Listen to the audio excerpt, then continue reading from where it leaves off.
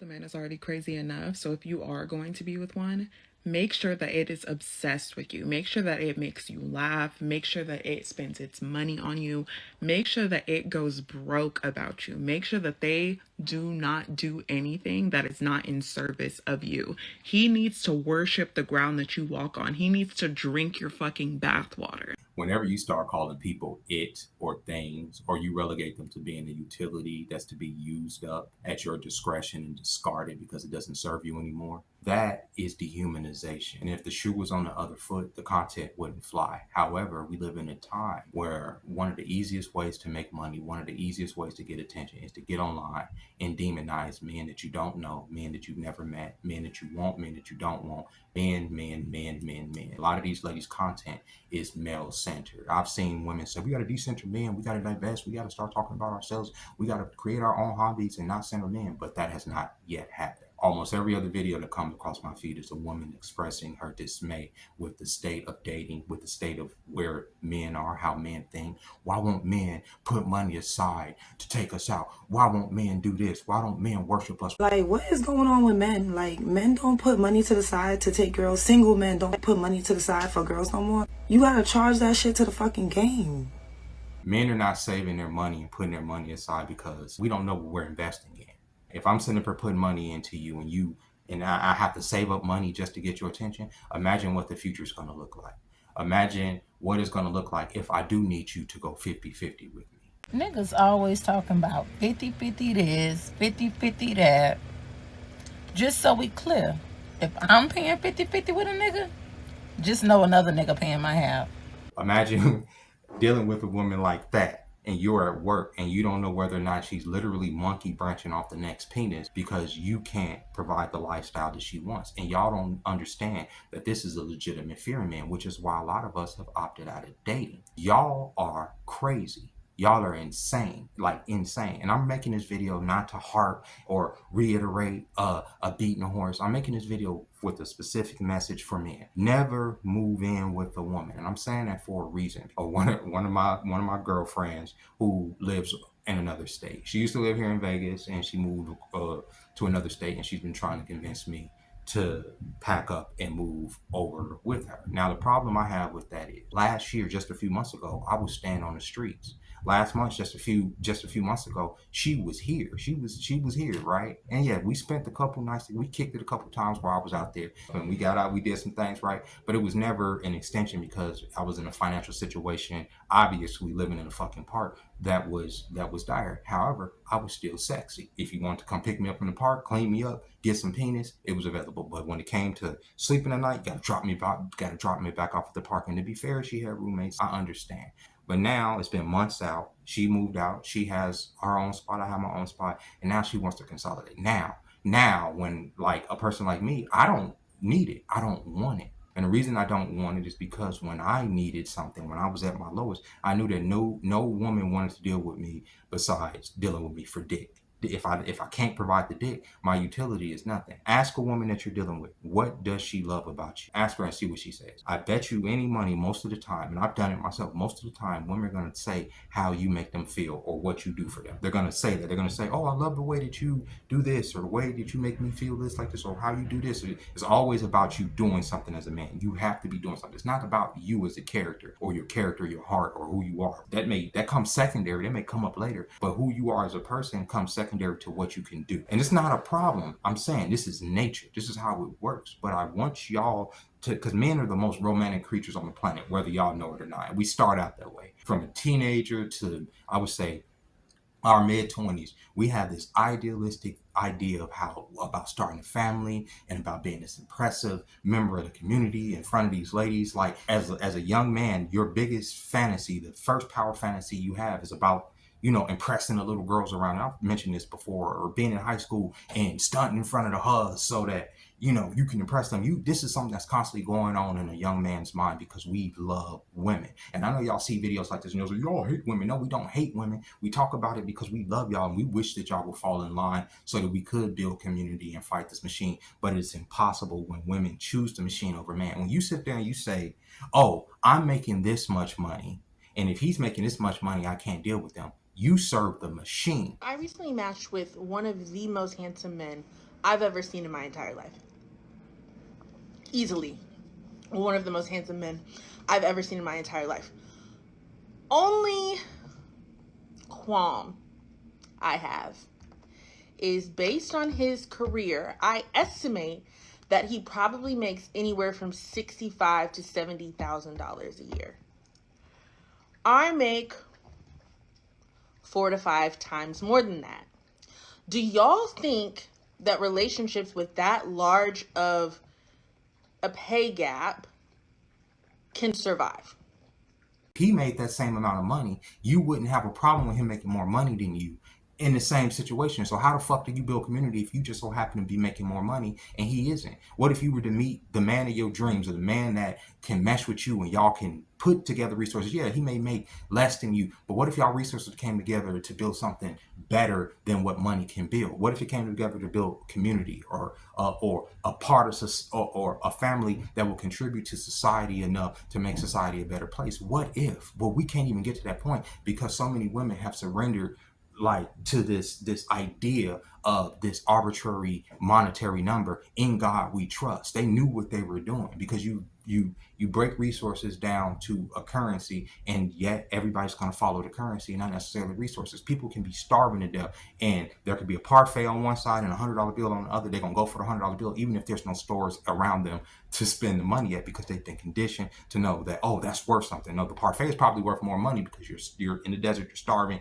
Eat that, satiate yourself. But no, it's $100 because if I get the $100, I can probably invest it, and maybe I'll come across a store. We're warped. Just like that girl said, if I'm going 50-50 with you, just trust me, another nigga's paying my 50. You a slut, bro. You was a prostitute. And nobody ever told you that. If you can't fucking keep your legs closed with a man that's being loyal to you, you are a fucking slut. And then you'll get up there and play victim and kick the man out. And that's why I keep telling y'all niggas, don't move in with these ladies, because the moment they control any major part of the resources, if they get tired of you, you're gone. If you ain't satiating these feelings, if you're not meeting this ridiculous standard that some of them have, not all of them is ridiculous, but some of it is fucking ridiculous, you gone. So the best course of action, especially if you already on your own 2 feet, is to stay on your own 2 feet and continue there, because it is tempting. It is tempting when you know that it's a woman that likes you. Or I'm gonna put it like this: over this past weekend, I've had 2 different women tell me that they love me. 2.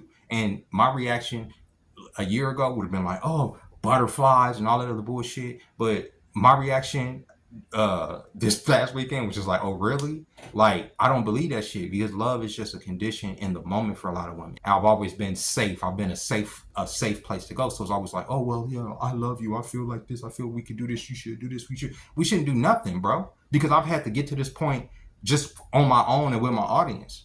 I haven't, like, the women in my life discarded me. So in my head, I'm like, no, you can never surrender yourself in that way to a female. So when y'all sit up and say, why are men not dating? Why men are not out here trying? It ain't no male loneliness epidemic. I'm not lonely just because I live alone.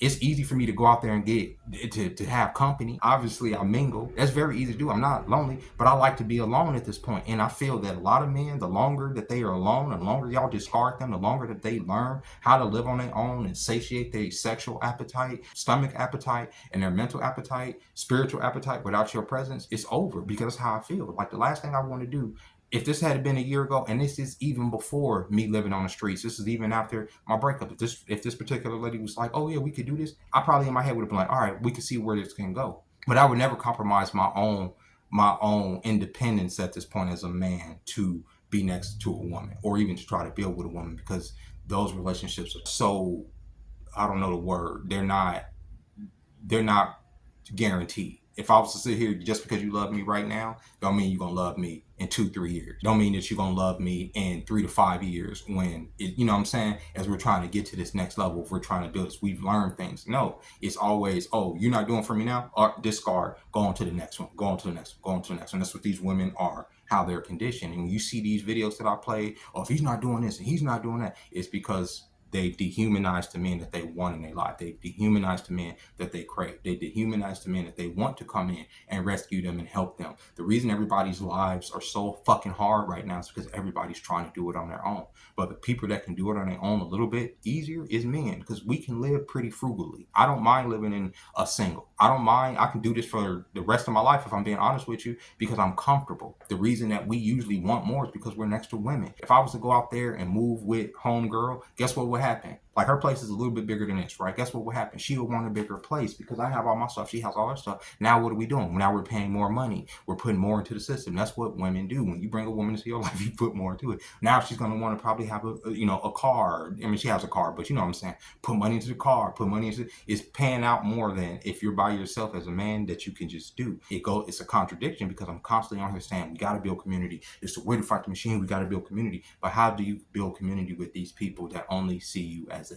thing, as an it? How do you build community with these people that would rather choose the bear than be next to you? Would you rather be trapped in a forest with a black man or a bear? Definitely a bear. I ain't gonna cap. What? Why a bear? Cause I feel like the bear wouldn't try to fuck me. You know, I'd rather die than to get. You know what I'm saying? So why not the black man? Why not the black man? Because they be a little wild out here. Like, they lack boundaries more than any other race. You know what I'm saying? Like, I don't.